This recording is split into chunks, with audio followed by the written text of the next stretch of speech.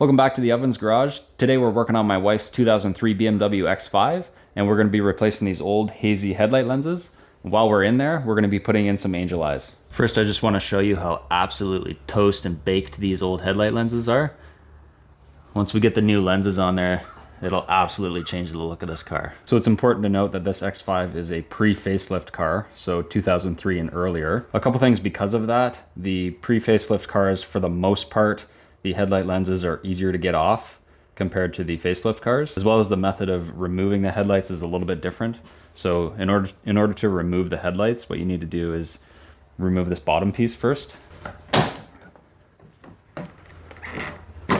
There's a little gasket on the bottom of that. Just make sure you don't break it or lose it. And now you have access. There's two 8mm screws on the top, two 8mm screws you'll be able to see from the bottom. And then behind it, there should be, if you have projector headlights, there should be four connection points that you take off.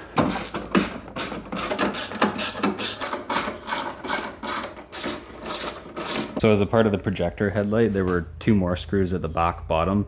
This whole piece slid out the back of the bottom of the headlight. In order to take it out of here, it just made it a little bit easier. What I'm going to do is just remove this as the fourth connection, and then I'll screw it back on once I have it on the workbench. Okay, so I just finished one of the headlight lenses here and did the complete restoration on it. It was quite a pain in the butt process to do this. What I ended up reading on the forums was that the pre-facelift, there was a certain manufacture date of the headlights where they changed the adhesive that they used for the lenses. So they originally used butyl, and then at some point they changed over to like a urethane silicone type of adhesive where it was much more difficult to remove. I had checked the date previously. I think it was October 2022. If there was anything before that, then it would have had the butyl, which would have been easier.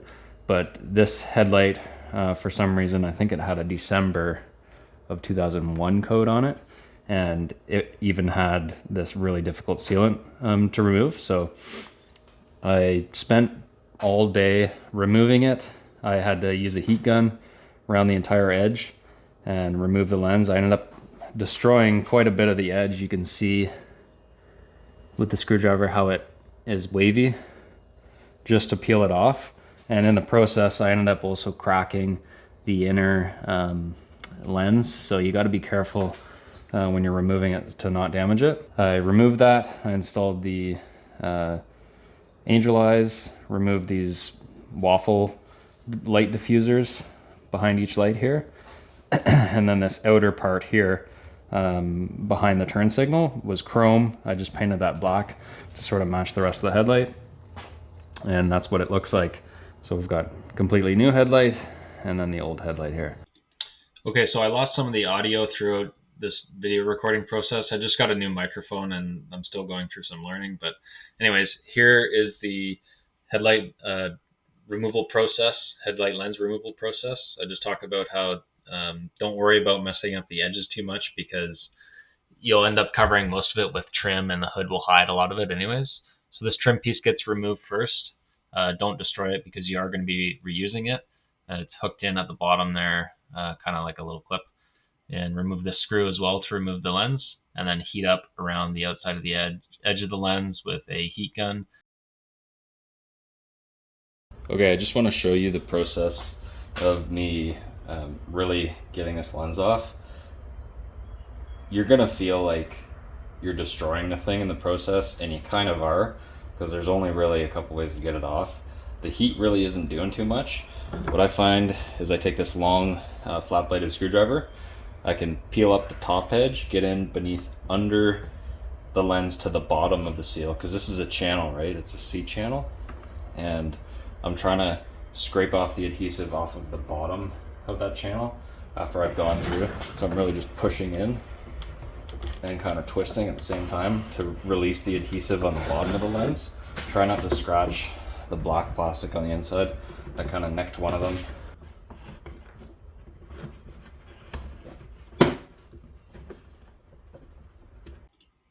Okay, so we're removing the lens here from the housing, and we've got it completely removed. In this portion, I'm going to remove the light diffusers. There's just a few clips on the back side that you can easily remove the light diffusers from this bezel. Just pop those out.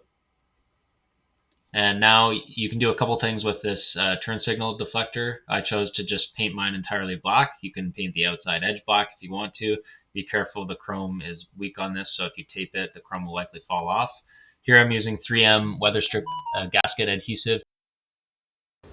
All right, next up I'm gonna put back in the turn signal reflector.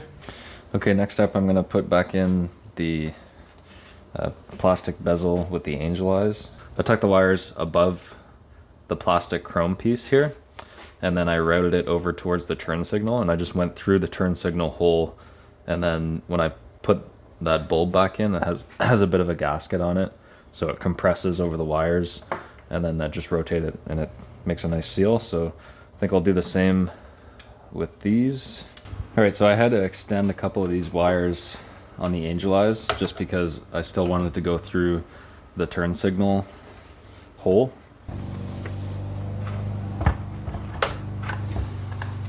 So we're just about ready to put the lens back on. All we have to do is put that reflector back on, make sure there's no dust and debris in here, get everything nice and clean, set in the new sealant, and then put on the new lens.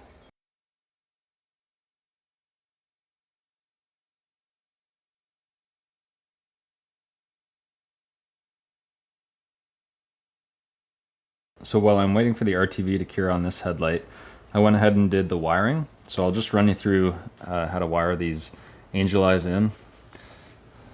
The back of the stock headlights have 4 different harnesses, but the angel eyes come with this relay right here that has a bunch of wires that come off of it. There's a set of wires that run to each headlight, and they plug in directly to the angel eyes. So you route out the angel eye wiring out of the back of each headlight, plug them in to the harness. So there's 2 sets of wires that run back up to the relay. Off of the relay, there's a fused power that runs directly to this positive terminal, and then there's a ground, and I route it just beneath this nut here, the grounding nut. And then there's 2 trigger wires. One trigger wire is this thicker black one, and then there's a thin white one. They're both trigger wires for the relay. Both of these wires run down through the firewall. This white one runs to the footwell of the driver's side, and I spliced it into, there's a blue and red wire that runs into the driver footwell light. So this white wire is spliced into that, and then this sheathed, this is a red wire under here that's sheathed in black. It runs, and I have ignition power wire from the passenger footwell fuse box that's run over to the driver's side already, and I just spliced into it, so it powers my Banks eye dash, and it'll be the trigger wire as well for the constant power for the angel eyes. So if you don't have that already, you're gonna have to either run a wire over to the fuse box on the passenger side, which I would recommend, and fuse tap into an ignition on fuse location. There's several empty ones that you could use, and just run it over to the driver's side. So the way this is wired now is when I have my key, the angel eyes will turn on anytime you unlock the vehicle or open the door whenever the interior lights are on, or let's say if you open the trunk. So if I unlock the vehicle, the angel eyes will turn on, they'll fade on, and then they'll fade off as the interior lights fade off as well. So that's on. Probably didn't show as well on the camera, but it faded in just because they're LEDs, the camera is not picking it up.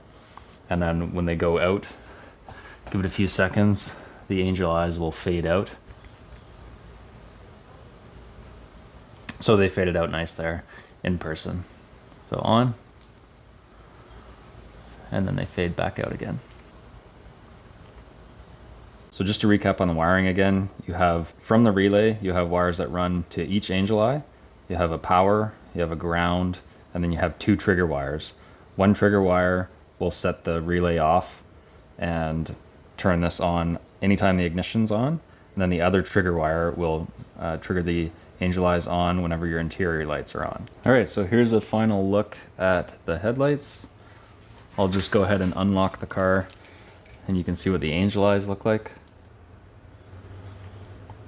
And of course, after a little while, they'll fade out with the interior lights. I'm just gonna go in the car. I'm gonna turn on, well, put my key in the ignition, turn it on to the run position, and then turn the headlights on. The halogen headlight bulbs are still in there. I'd like to change those out for a whiter sort of bulb, probably an LED bulb.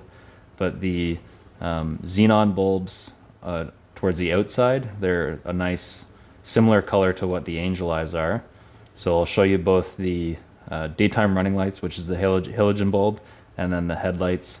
And then I'll also show you the running lights and blinkers. The running lights are a little bit more dim than when the blinkers are on, but you'll see what it all looks like. So here's with the angel eyes on and the headlights on. You can see the running lights are on as well, which are the same orange bulbs as the turn signals. They're not as bright as when the turn signals are on though. Here you can see the brightness of the turn signals themselves. I kind of like the look even though it has a black backing and not that chrome backing. It gives it a nice look when the lights are off, but when the turn signals or hazards are on, they're still quite bright. So I'll go ahead and turn the halogen headlights on, which these are just the daytime running lights. The daytime running lights as well. Like I said, I want to change these halogen bulbs out to LEDs just so they match the whites a bit better. Let me turn the hazards off. And here you can see this would be just driving around with your daytime running lights on. So you have your halogen bulbs on. I'll turn the lights off, or these are back in automatic mode. And here you can see what it looks like.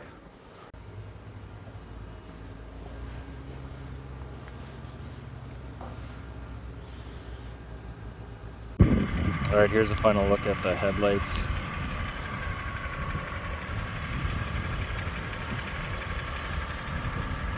It's just the daytime running lights are on right now. I'll go ahead and flip the xenon headlights on in a second here.